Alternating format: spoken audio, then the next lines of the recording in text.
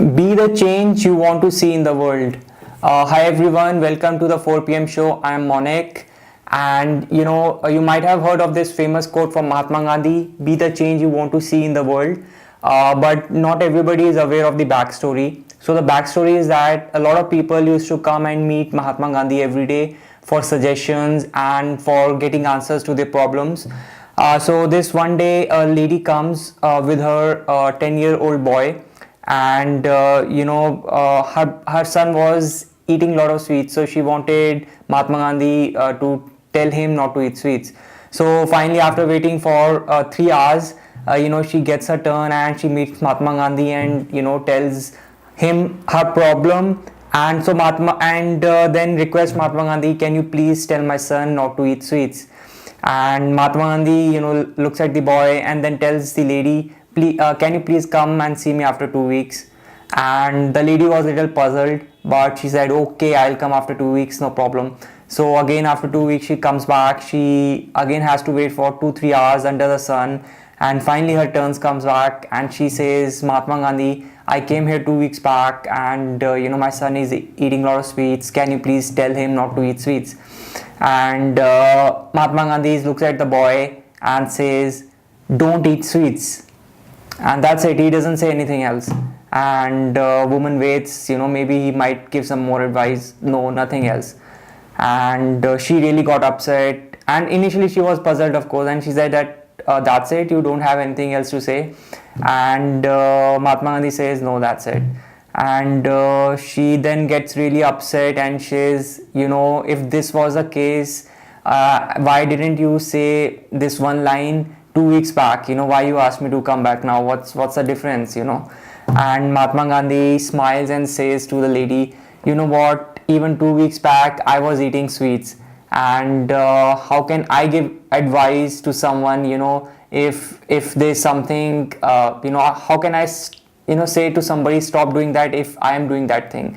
So that's a very profound story, because we a lot of times we complain about a lot of stuff in our lives. We say that the company that we are working for, it has very bad work culture, it is bureaucratic, our colleagues or teammates are not friendly, they don't cooperate, so we complain about that. But we have to become the change we want to see in the world. So if we want our teammates to be more friendly and cooperative, then we need to become more cooperative and friendly. And we have to start the change in ourselves first, and then our surroundings, our environment, they change. Like when we change, when we approach the things in a different way, when we feel different about a situation, then our thought processes changes, and when our thoughts changes, our action changes, and when our action changes, the people around us, they respond in a different way. Same goes with if you want more love in life, it's very important that you become more loving, and then people's reaction, even if they were rude initially, impolite, their reaction towards you will also change. So always be the change you're looking for in your environment. That's number one. And secondly, always take 100% responsibility of everything that happens in your life. What I mean by is that a lot of times things don't go our way. A relationship doesn't work out, something at work doesn't work out, and then we don't take 100% responsibility. We might say, okay, this is these are the 2 or 3 things that we did incorrectly, but these are 3 or 4 things that the other person did incorrectly, and because of that we failed.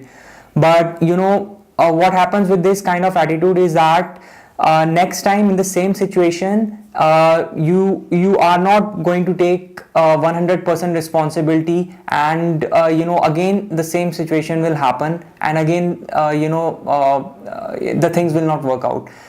So it's very important to take 100% responsibility, so that you go back and see what are the things that did not work out, and then you go and improve yourself on those things.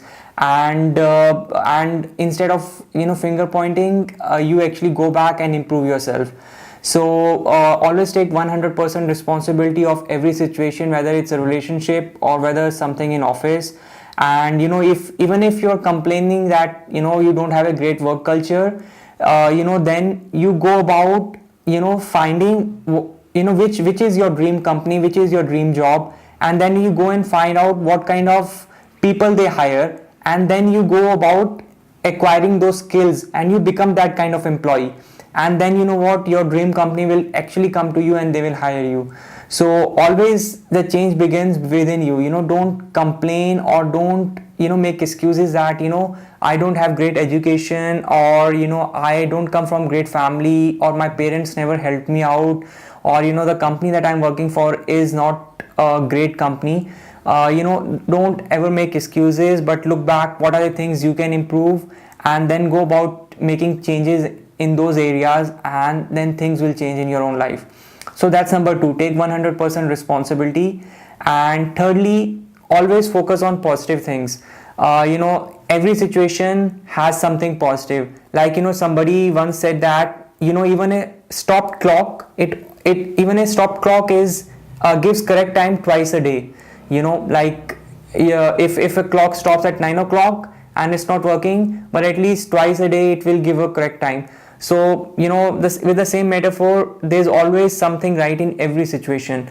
So focus on those positive things that are right, that are going for you. It could be your health, it could be that you have a job, and it could be that you have good friends. Always focus on positive things that are going right for you.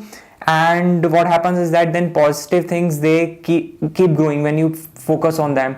And so I just wanted to make this quick video.